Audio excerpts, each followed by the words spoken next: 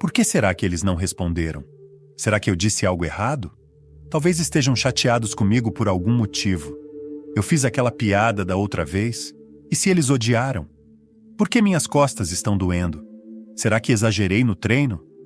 O que devo vestir hoje? No que estou realmente pensando agora? Devia ter meditado de manhã.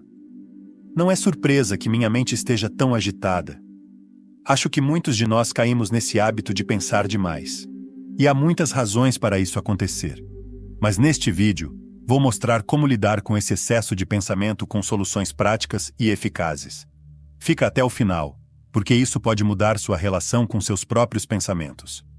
O pensamento excessivo, ou ruminação, chame como quiser, é aquele ciclo mental em que revisamos um problema, uma dúvida, uma memória, repetidamente, de maneira ilógica.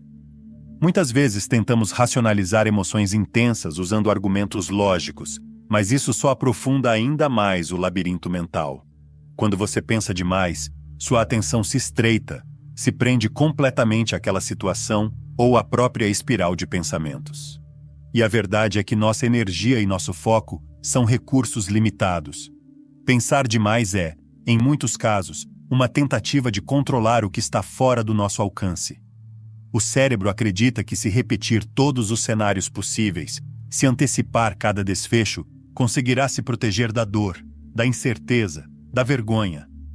E isso não é raro. Pelo contrário, é muito comum entre pessoas exigentes consigo mesmas. Quem busca alta performance costuma cair nessa armadilha. Repensar cada ação, cada escolha, cada palavra dita. O problema é que quem pensa demais precisa de estrutura o tempo inteiro, vive tentando prever o que vem depois e odeia qualquer forma de incerteza. Afinal, como ser excelente diante do desconhecido? E aí, essa necessidade de controle começa a poluir a mente, sobrecarregar as emoções e tomar conta do cotidiano. O pensamento excessivo vira uma lente distorcida pela qual tudo é visto, e a vida, então, passa a acontecer em segundo plano, enquanto sua mente acelera como um carro a 160 por hora sem freios. É por isso que precisamos aprender a frear essa engrenagem. A mente não foi feita para estar o tempo todo no modo análise. Precisamos reaprender a estar presentes, a confiar, a agir mesmo sem ter todas as respostas. Isso vai muito além de pensar menos. Trata-se de reconectar-se com o agora, entender que viver não é um exercício de previsão e controle, mas de entrega consciente. Pensamos demais, todos nós. E uma das áreas onde mais nos perdemos é na preocupação com o que os outros pensam. Mas felizmente, esse labirinto mental tem saída. A primeira chave para reduzir significativamente o excesso de pensamento é aprender, desde cedo, a acolher o desconhecido. A vida é um campo de incertezas. Nada é garantido. Você pode morrer a qualquer instante, pode ser demitido a qualquer instante, pode ter um grave problema de saúde a qualquer instante. Nada nessa vida é garantida exceto a morte.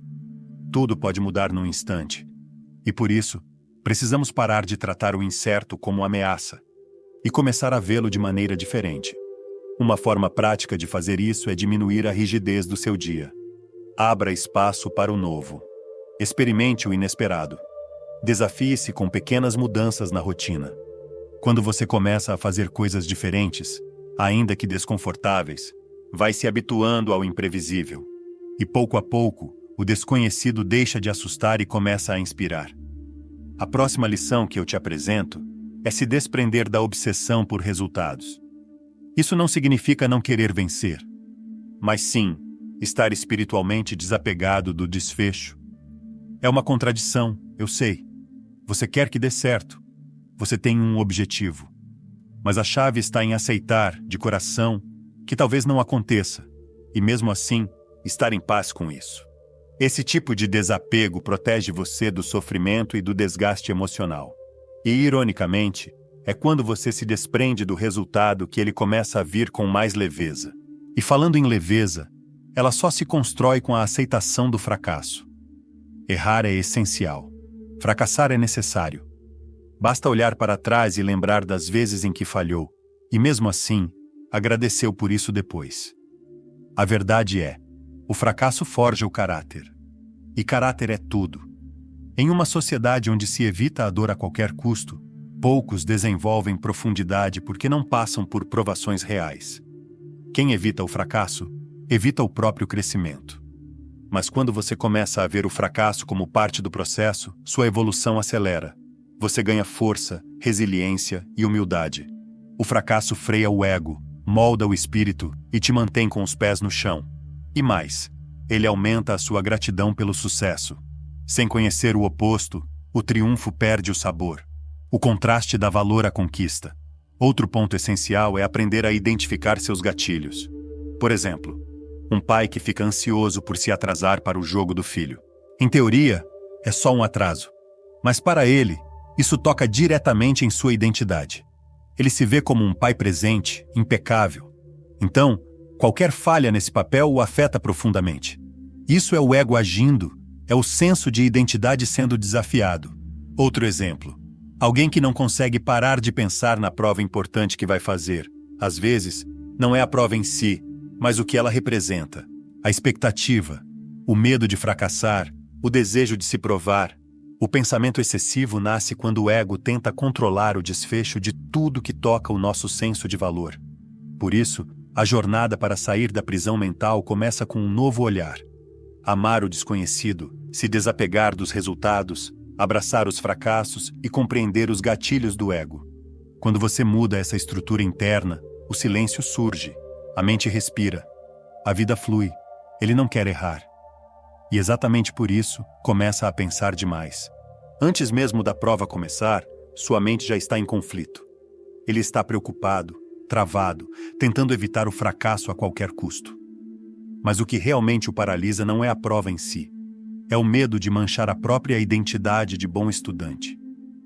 Ele se agarrou tanto a essa ideia que não consegue aceitar a possibilidade de falhar. E é justamente essa resistência que o impede de fluir. Aqui está a ironia. Quando você está em paz com o fracasso, quando aceita que uma noite ruim pode acontecer, você pensa melhor. Você está mais leve, mais presente, menos preocupado em provar algo, porque não está tentando controlar cada decisão. Você simplesmente está ali presente. O excesso de pensamento é como uma âncora. Ele te prende ao medo de não corresponder à imagem que você criou de si mesmo. Por isso, é essencial entender como o pensamento excessivo está diretamente conectado ao ego. O ego quer proteger a identidade, mas a vida não respeita rótulos fixos. Ela se move em ciclos, em contradições, em nuances. E se quisermos viver com mais leveza, precisamos aprender a redefinir o pensamento excessivo, não como um inimigo, mas como um sinal de que estamos apegados demais a uma versão rígida de quem achamos que devemos ser. Pense em qualquer identidade que você assuma. Nenhuma delas é absoluta. Um CEO, por exemplo, é CEO dentro da empresa. Mas fora do escritório, ele é apenas alguém no trânsito, no supermercado, cuidando de um filho doente ou tentando resolver um cano estourado na cozinha. Ainda assim, muitos se agarram ao título como se isso definisse tudo o que são. Esquecem que o ser humano é múltiplo, impermanente e contraditório. Imagine agora um mestre em psicologia que decide começar aulas de karatê. Ele pode ser brilhante em sua área, mas no tatame, ele é um iniciante, um aprendiz, e não há nada de errado nisso. O erro seria se ele deixasse o próprio conhecimento impedir o aprendizado de algo novo.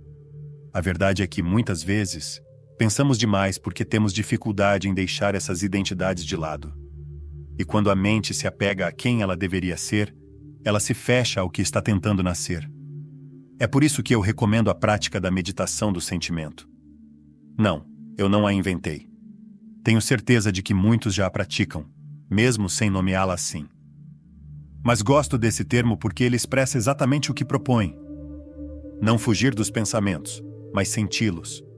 Permitir que o corpo experimente a carga emocional que acompanha o pensamento excessivo.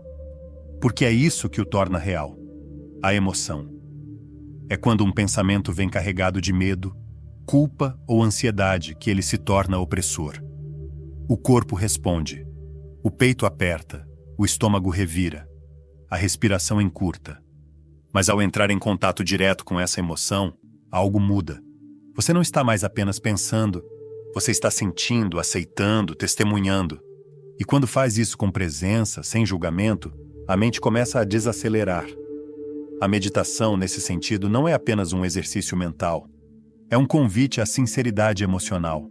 Não se trata apenas de fechar os olhos e esvaziar a mente, mas de permitir estar inteiro no momento. Permitir sentir a inquietação, o medo, o desconforto. E ao mesmo tempo não ser dominado por eles. Ao fazer isso com frequência, o cérebro passa a operar em outro ritmo. As ondas mentais desaceleram, o sistema nervoso relaxa, a percepção se amplia. A mente para de correr e começa a observar. E nesse silêncio nasce a lucidez. A próxima lição: aprender a relaxar mesmo diante da possibilidade de catástrofe. A verdade é que o pior cenário que você está imaginando provavelmente não vai acontecer. Pense nisso. Quantas vezes, há um mês, uma semana ou até ontem, você teve certeza de que algo ruim aconteceria e não aconteceu? E mesmo que você esteja agora, neste exato momento, mergulhado em um turbilhão de pensamentos sobre algo que pode dar errado, há uma chance real de que nada disso se concretize. Mas vamos além. E se acontecer? E se o que você teme realmente vier à tona? A resposta é simples e poderosa. Você vai se adaptar. Sempre nos adaptamos. A mente cria imagens catastróficas, mas raramente a realidade é tão severa quanto nossas projeções. E quando é, algo surpreendente acontece. Depois do impacto inicial vem a aceitação. Você se ajusta, cria novas rotinas, reorganiza sua realidade. Imagine alguém obcecado com a ideia de ter uma lesão grave. Ele pensa nisso dia e noite, vai ao médico e o diagnóstico confirma.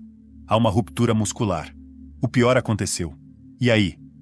Ele fica abalado por um tempo, talvez um dia, talvez 2. Mas logo, o novo normal se instala. Agora ele sabe o que está enfrentando. Agora ele pode agir, cuidar, lidar. A partir desse ponto, tudo pode começar a melhorar. Porque não está mais resistindo, está aceitando e se movimentando com o fluxo da realidade. Esse é o tipo de mentalidade que precisamos cultivar. Mesmo quando o pior acontece, a vida continua.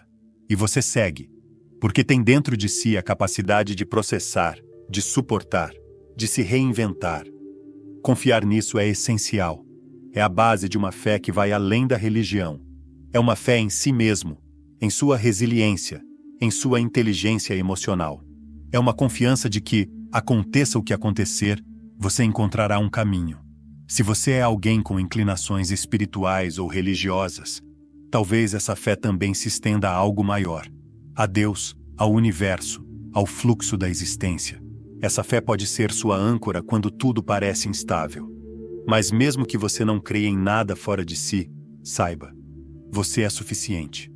Você já enfrentou mais do que imagina. E vai enfrentar de novo se for preciso. Agora, um detalhe que raramente é dito. Às vezes pensamos tanto que começamos a pensar sobre o próprio ato de pensar demais. Será que estou exagerando? Será que pensar tanto é o meu problema agora? E assim entramos em um espelho infinito, onde tudo se reflete e se amplia. Aqui está uma dica prática. Apenas observe. Observe sua mente. Observe os pensamentos. Sem julgamento. Julgar menos é outro antídoto para o caos mental. Menos julgamento dos outros. Menos julgamento de si mesmo. Porque a maior parte do nosso sofrimento nasce da dureza com que nos tratamos. Quantas vezes você já se pegou dizendo mentalmente: por que eu sou assim? Como pude fazer isso? Eu sou um desastre. Essas frases não são inofensivas. Elas moldam você, constroem crenças, criam muros internos. Por isso, comece a prestar atenção nas palavras que usa, consigo mesmo e com os outros. As palavras não são apenas sons. Elas carregam vibração, elas têm peso, elas podem ser lâminas ou pontes, podem te destruir ou te reconstruir. A maneira como você fala consigo mesmo molda sua psicologia, afeta seus circuitos emocionais e define o tom da sua experiência de vida. O autor Wayne Dyer tem uma frase impactante no capítulo 4 do livro Zonas Errôneas. Ele diz: se você acredita que se sentir mal ou se preocupar o suficiente mudará um evento passado ou futuro, então você vive em outro planeta, com um sistema de realidade diferente. Essa frase resume tudo. Preocupar-se não é preparação, culpar-se não é responsabilidade, e pensar demais não é clareza. Você não precisa se antecipar a tudo, nem controlar tudo, nem ser perfeito.